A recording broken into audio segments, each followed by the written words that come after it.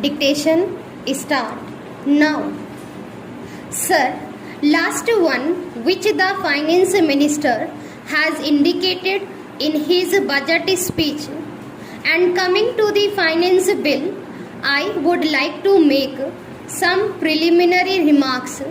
The previous speaker, the honorable member, compared ideas performance with the performance of some other countries.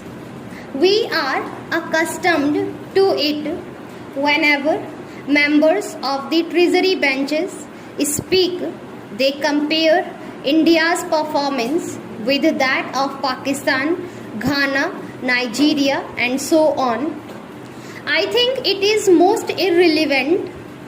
India cannot be compared with Ghana or even with Pakistan. India's industrial base, its resources are not comparable to any of these countries.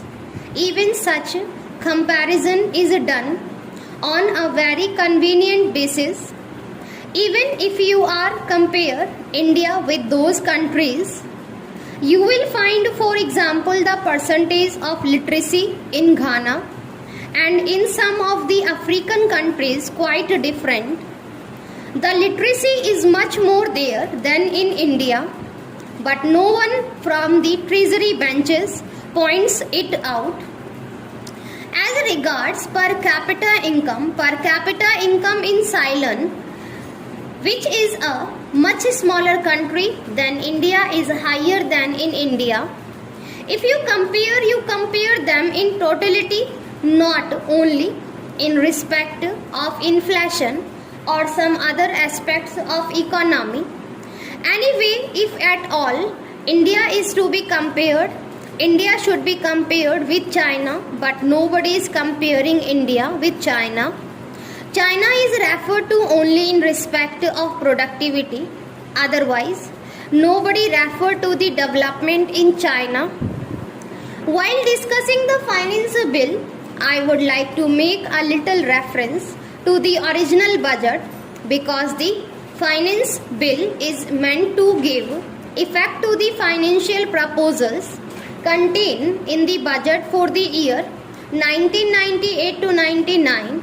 It is a general thinking of the people, and it is also an accepted theory that the budget of the government reflect the economic policy of the government.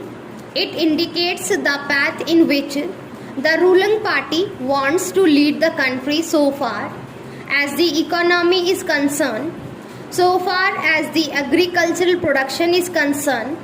Now even this annual budgetary exercise has become somewhat superfluous, because many more things come before the budget and after the budget which vitiate the effect of the actual annual budgetary proposals.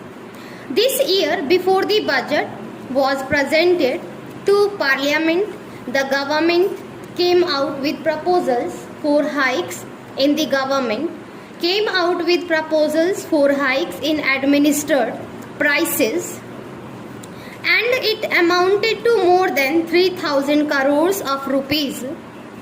Now after that the budget was presented and now we are discussing the finance bill, the whole thing is to be repeated.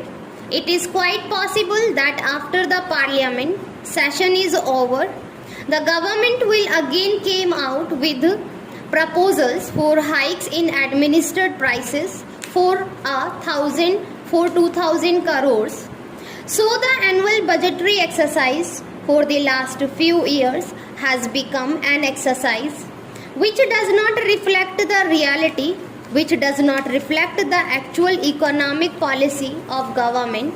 Sir, while in the budget the government came out with a huge deficit of rupees 7,000 crores or so, at that time all of us predicted and all of us apprehended that there would be a double-digit inflation. Now from the various publications of the government, we find that presently the wholesale price index has gone up by 10 points. Now what is the effect of this 10 point rise it does not reflect the actual prices because the manner in which the index figures are compiled is not quite correct, and we have raised objections several times. Its reflection on the consumer price index is more distorted because of the way in which the data are collected and compiled. Now I want to deal with another point about the price rise and inflation. The earlier speaker compared with other countries, but I feel that even this 10-point rise in the wholesale price index would be much more, and its effect on the consumer price index would be much more. What I want to bring to your notice is that whatever figures the government dishes out to us, I am not in a position to believe in those figures. It is because of the fact that the manner in which they are collected and compiled gives a distortion. That is my point. Even this increase by 10 points or 9 points or 10.4 points would have been more had there been much more consumption by the people. What is the purchasing power of the people? All the people have not got the purchasing power. Under consumption of the rural masses, under consumption even of the city poor, have helped the government in maintaining the so-called 10-point rise. Had there been more consumption by the masses, the inflation rate would have been much more. That is my point. So the government is benefited by this under consumption and lack of purchasing power of the poor masses, both in the rural areas and in the city areas. This is one of the redeeming features.